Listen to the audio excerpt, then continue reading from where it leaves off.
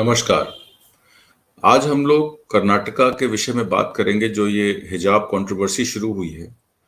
इधर उत्तर प्रदेश, उत्तराखंड और गोवा और मणिपुर के इलेक्शन हो रहे हैं। उधर-उधर कर्नाटका में एक हिजाब पे एक बहस छिड़ गई है और उसके चलते कल और भी कुछ डेवलपमेंट्स हुई, हम उसके बारे में बात करेंगे कि ये हिजाब की दिक्कत है क्या?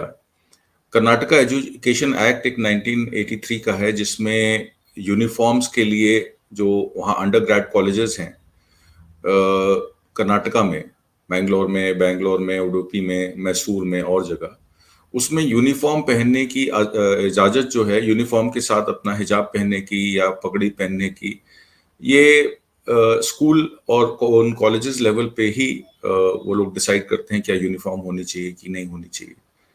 अब पीछे एक ऑर्डर आया, गवर्नमेंट ऑर्डर आया, उसमें उन्होंने कहा कि यूनिफॉर्म ड्रेस कोड होना चाहिए। ये यूनिफॉर्म ड्रेस कोड क्या है कि जो सरकार प्रिस्क्राइब करेगी उन कॉलेजेस को, क्योंकि वो स्टेट फंडेड कॉलेजेस हैं, तो सरकार डिसाइड करेगी कि उन लड़कियों को उन कॉलेजेस में क्या कपड़े पहनने चाहिए, क्या नहीं पहनने चाहिए। इस पे एक बहुत बड़ी कंट्रोवर्सी हो गई, क्योंकि जो मुस्लिम लड़कियां हैं वो अपने वो हिजाब पहन के आती हैं, वो अपना सिर को ढक के आती हैं।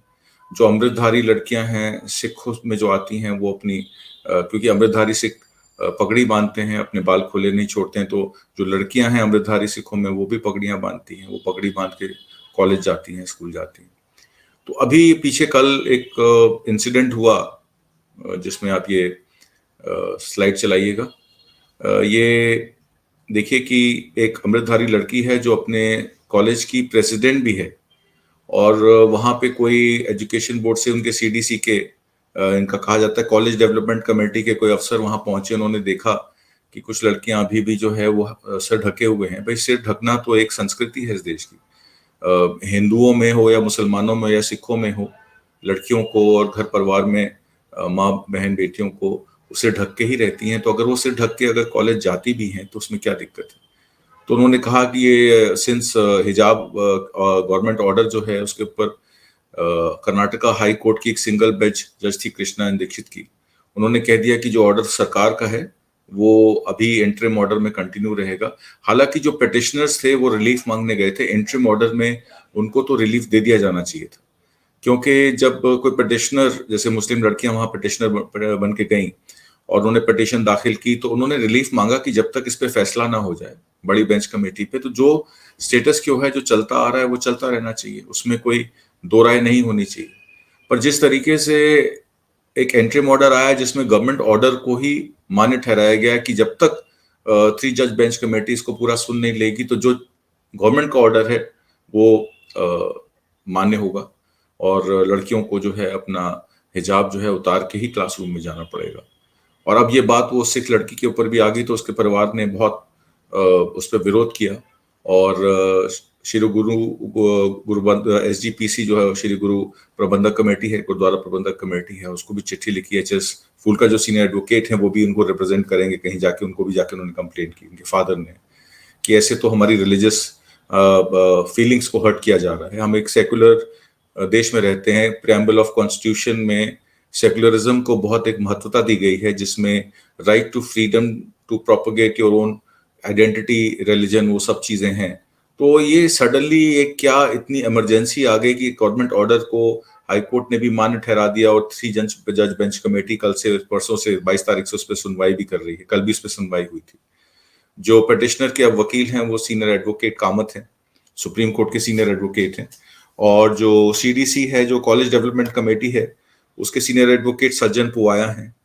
उन्होंने कहा कि रिलीजन का कोई रोल नहीं है और uniformity should be above plurality, मतलब कि अगर यूनिफॉर्मिटी होगी तो जो है सब सब समान, सब एक समान माने जाएंगे। देश में जो हमारा संविधान कहता है कि यूनिफॉर्म डाइवर्सिटी में हमारी यूनिटी है और जो प्लुरिटी में हमारी यूनिटी है, उसको उसको नजरअंदाज करते हुए यूनिफॉर्मिटी की अब बात हो रही है। तो अब भगवा पे भी जो है वो एक प्रोप्राइटरी हो गई है कि कौन भगवा पहन सकता है, कौन नहीं पहन सकता। तो ये एक काफी गंभीर विषय है कि अगर एजुकेशन, टेक्स्ट, स्कूल बुक्स और यूनिफॉर्म्स पे इस तरीके से भगवाकरण किया जाएगा तो इस देश की, हम हमारा देश जो है वो एक मेजॉरिटेरियन अथॉरिटेरियन स्टेट बन जाएगा, उस पे बहुत विचार विमर्श और बहुत ही संवेदनशीलता से इस बात को डिस्कस करने की जरूरत है। जो पिटीशन फाइल की गई थी हाई कोर्ट में सिंगल जज बेंच कमेटी को, जो 3 जज बेंच कमेटी पे है, उनमें चीफ जस्टिस जो है वो ऋतुराज अवस्थी हैं, जैसे कि मैंने आपको बताया जस्टिस कृष्णा एस दीक्षित हैं जो सिंगल बेंच में जिन्होंने गवर्नमेंट ऑर्डर को स्टेटस क्यों दिया था, और जेएम काजी हैं। और एक क्लैरिफिकेशन इस ऑर्डर की गई कि ये स्टूडेंट्स पे नहीं है, ये टीचर्स पे नहीं है, खाली स्टूडेंट्स के लिए है। और जब टर्बन की कल बात आई कि एक लड़की जिसका मैंने जिक्र किया अश्विंदर कौर, उनको अमृतधारी लड़की है, उसको टर्बन नहीं पहनने दी, तो उसको भी ये कहा गया कि इट इज ओनली फॉर हिजाब एंड नॉट फॉर। अभी क्लैरिटी कई चीजों पे नहीं है, इसलिए इस गवर्नमेंट ऑर्डर को स्टे कर देना चाहिए था मेरे हिसाब से हाई कोर्ट में, ताकि ये कंट्रोवर्सी जब तक फैसला ना हो जाए, जब तक इसको स्ट्रीट पे नहीं आना चाहिए था। ये एक वीडियो चलाएं, ये अभी लेटेस्ट वीडियो है कल का या आज का। इसमें देखिए एक लेडी जो है वो बैंक ऑफिसर के साथ लड़ रही हैं। ये वीडियो है बेगूसराय में मंदसौर चौक के किसी बैंक का है। वो लेडी पैसे विड्रॉ करने गई वहां पे और उसको कहा गया कि आपने हिजाब पहन रखा, आप हिजाब उतारेंगे तभी पैसा मिलेगा। तो ये किसी तरीके से ये जो घृणा का कारोबार है, ये जो यूनिफॉर्मिटी का कारोबार है, ये सब फैलता जा रहा है।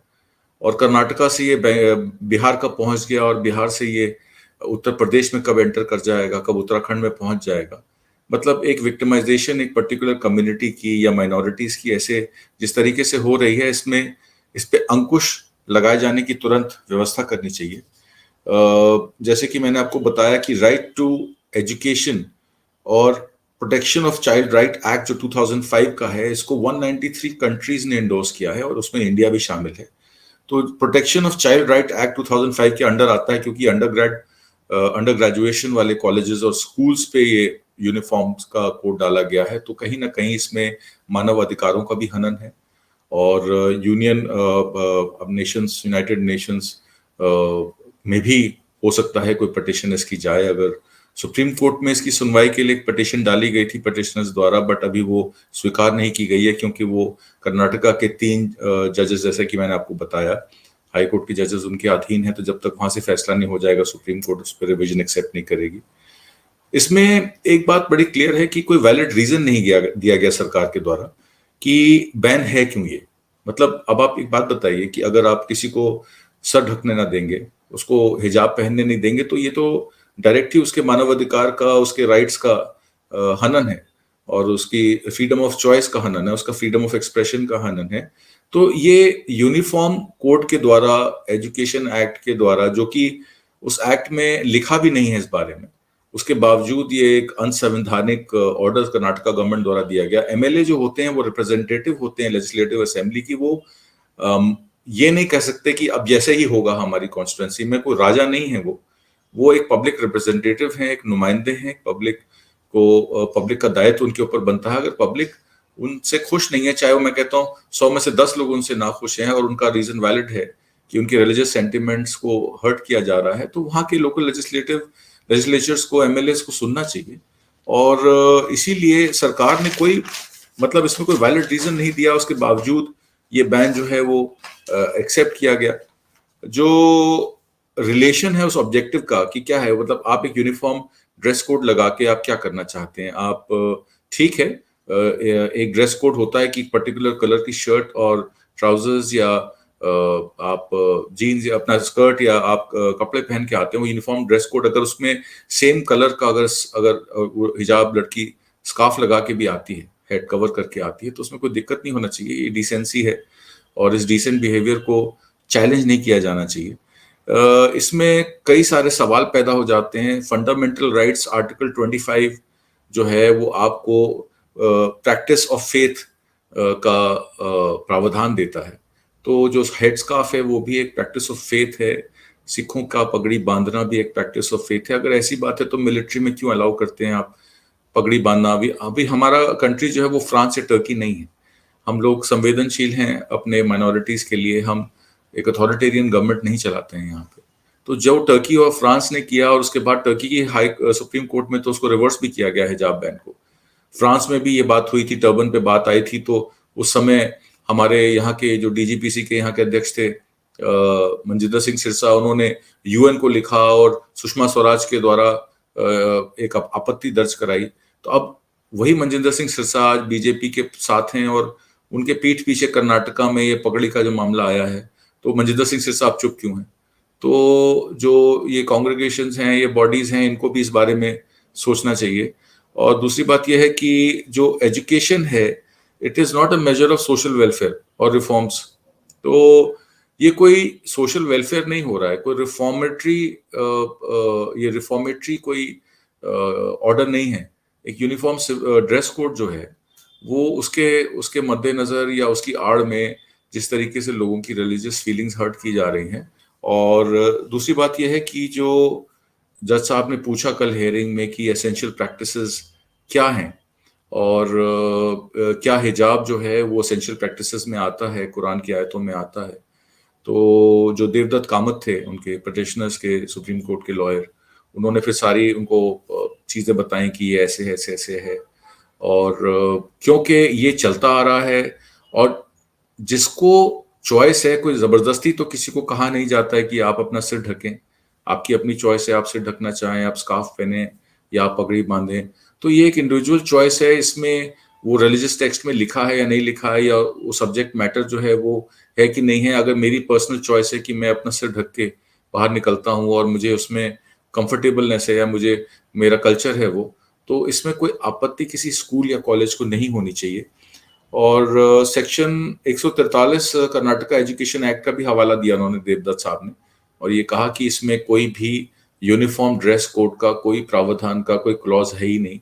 इंडिविजुअल कॉलेजेस और इंडिविजुअल स्कूल्स डिसाइड करते हैं उनका यूनिफॉर्म ड्रेस कोड होना चाहिए, और अगर उनको ये प्रॉब्लम नहीं है तो फिर सरकार को ये प्रॉब्लम क्यों है? जस्ट बिकॉज सरकार कोई ग्रांट देती है यूजीसी के थ्रू और इन स्कूल कॉलेजेस को कोई प्रोविजन करती है, कुछ हेल्प करती है अपने बजट में से, तो उसका मतलब ये नहीं कि वो डिक्टेट करने लग जाएगी टर्म्स। तो ये बहुत सीरियस मैटर है।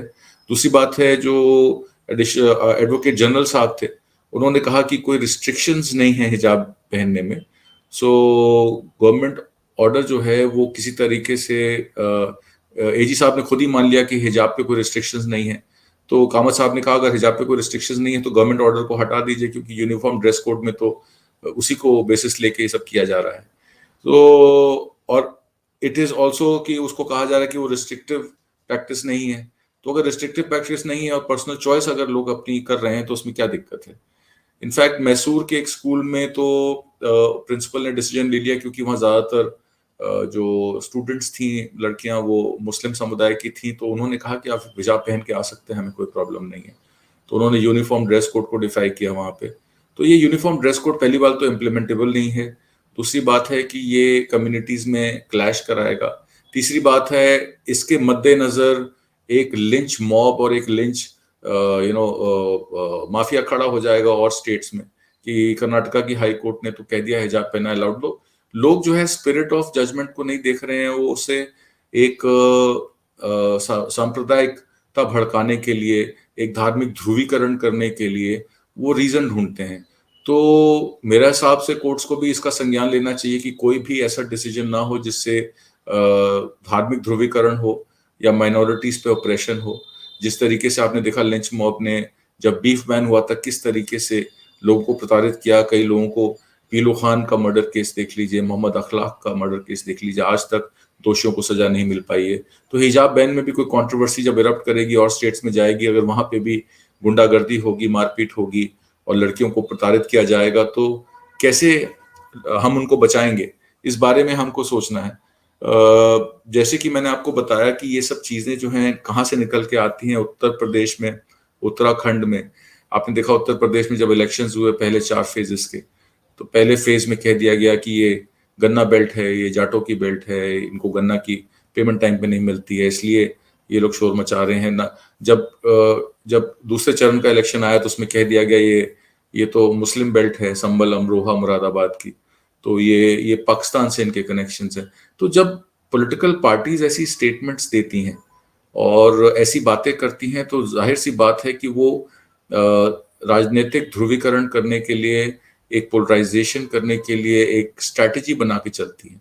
और ये कर्नाटका सरकार का जो ऑर्डर है, कहीं न कहीं उस राजनीतिक ध्रुवीकरण, उस उसको पोलराइज़ेशन का एक एक्ट माना जा रहा है, जो वो चाह रहे हैं कि उसको और जगह फैलाया जाए, बिहार, उत्तर प्रदेश और दूसरी बेल्ट्स में, नॉर्थ इंडिया में, साउथ में, ईस्ट में। तो एक एक बहुत एक एक जो हमारा ढाँचा है, एक हमारा संवैधानिक ढाँचा है जिसमें इक्वल राइट्स हैं और इक्वल सिटिज़न्स हैं सब लोग, उसमें एक कहीं जाके ये इसको आहत करता है। तो मैं यही गुज़ारिश करूँगा कर्नाटका की हाई कोर्ट से और वहाँ के जितने भी लॉज़ बनाने वाले या सीडीसी से, कि इस मामले को जो है ज़्यादा तूल ना दें। और यूनिफ़ॉर्म ड्रेस कोड, चलिए ड्रेस कोड तो आप बना दें, पर उसमें अगर कोई एक अपनी पगड़ी बाँधना चाहे या अपना सर ढक के स्कूल जाना चाहे या अपने हाथों को कवर करना चाहे, तो उसमें उनको कोई आपत्ति नहीं होनी चाहिए। और यूनिफ़ॉर्म ड्रेस कोड के नाम पे ये राजनीतिक ध्रुवीकरण ना होना नहीं होना चाहिए, सांप्रदायिकता नहीं फैलाई जानी चाहिए। यही सब कहते हुए मैं अब आपसे विदा लेता हूँ। अगले शुक्रवार हम किसी नए सब्जेक्ट पे मिलेंगे। नमस्कार।